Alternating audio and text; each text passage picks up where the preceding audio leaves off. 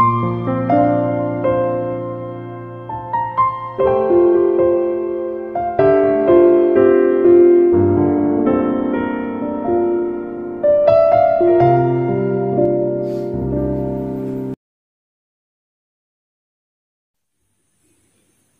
Ibu, Saudara-saudari, mari kita menandai diri kita dengan tanda kemenangan Kristus.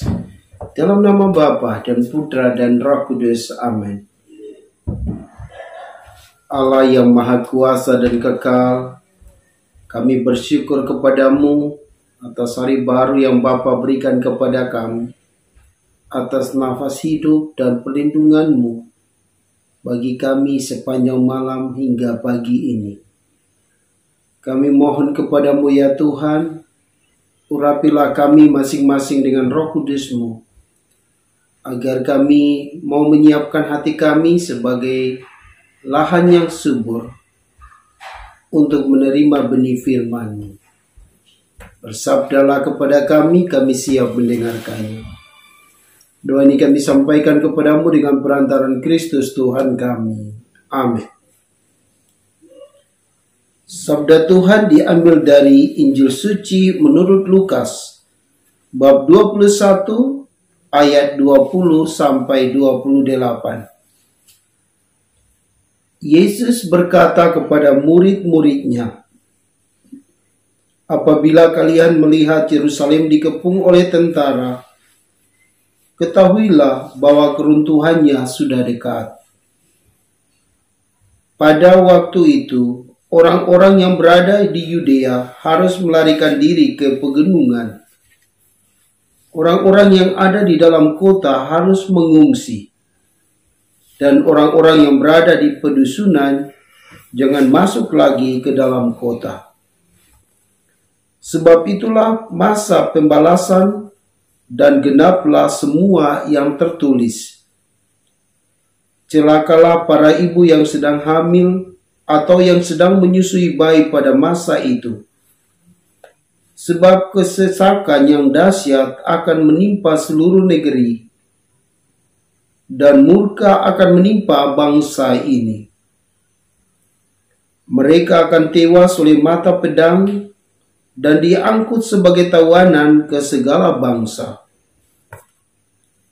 Yerusalem akan diinjak-injak oleh bangsa-bangsa yang tidak mengenal Allah, sampai genaplah zaman bangsa-bangsa itu. Dan akan tampaklah tanda-tanda pada matahari, bulan dan bintang-bintang. Bangsa-bangsa di bumi akan ketakutan dan bingung menghadapi deru dan gelora laut. Orang akan mati ketakutan karena cemas berhubung dengan segala sesuatu yang menimpa bumi ini, karena kuasa-kuasa langit bergoncangan. Pada waktu itu, orang akan melihat Anak Manusia datang dalam awan dengan segala kekuasaan dan kemuliaannya. Apabila semuanya itu mulai terjadi, bangkitlah dan angkatlah mukamu, sebab penyelamatmu sudah dekat." Demikianlah sabda Tuhan. Shalom. Shalom. Apa kabar? Baik. Anak-anakku yang Tuhan Yesus kasihi. Dalam bacaan pertama dari kitab Daniel, kita mendengar bahwa Daniel itu seorang yang sangat percaya kepada Tuhan Allah. Imannya kepada Tuhan Allah itu amat kokoh, amat kuat. Sehingga ketika Daniel ini dimasukkan ke dalam gua karena ia amat percaya kepada Tuhan Allah, dia tidak takut sedikit pun. Dia tetap beriman, dia tetap yakin bahwa Tuhan Allah akan membebaskan dia dari penderitaan itu. Sehingga dia tetap percaya kepada Tuhan apapun risikonya. Anak-anakku yang terkasih, seandainya kita ini diperhadapkan dengan situasi demikian, saya amat yakin bisa jadi kita akan lari.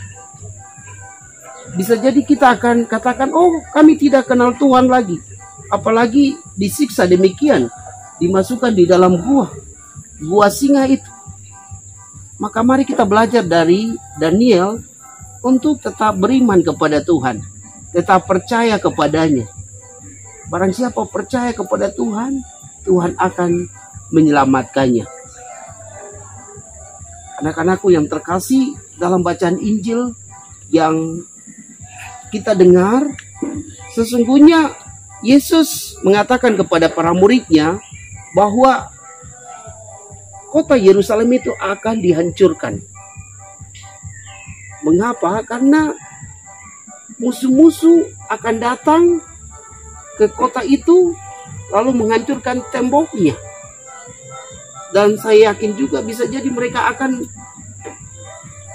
menyiksa, bahkan membunuh orang-orang yang ada di dalam kota Yerusalem itu sendiri. Diceritakan bahwa orang-orang yang ada di dalam kota itu akan lari karena mereka takut dengan tentara-tentara musuh yang akan datang menyerang mereka itu.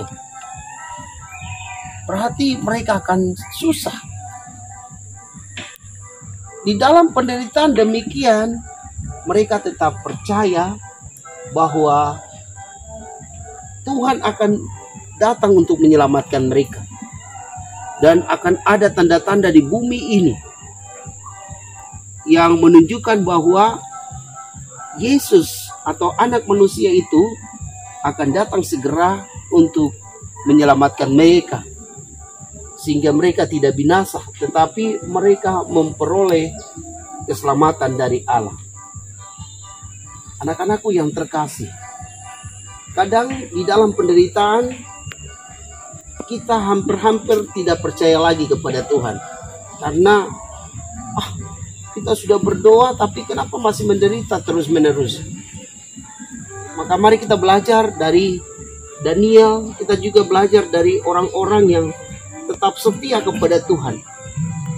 Karena mereka yakin Tuhan akan menyelamatkan mereka. Maka kita juga mesti percaya bahwa Tuhan tidak akan membiarkan kita menderita terus-menerus. Tuhan akan datang tepat pada waktunya untuk menyelamatkan kita dari penderitaan di dunia ini. Semoga demikian. Marilah berdoa. Allah Bapa yang Maha Kuasa dan Kekal, kami bersyukur kepadamu karena ketika Engkau melihat kami manusia hidup di dalam ketidaknyamanan, hidup di dalam perselisihan, Engkau selalu datang untuk menyelamatkan kami.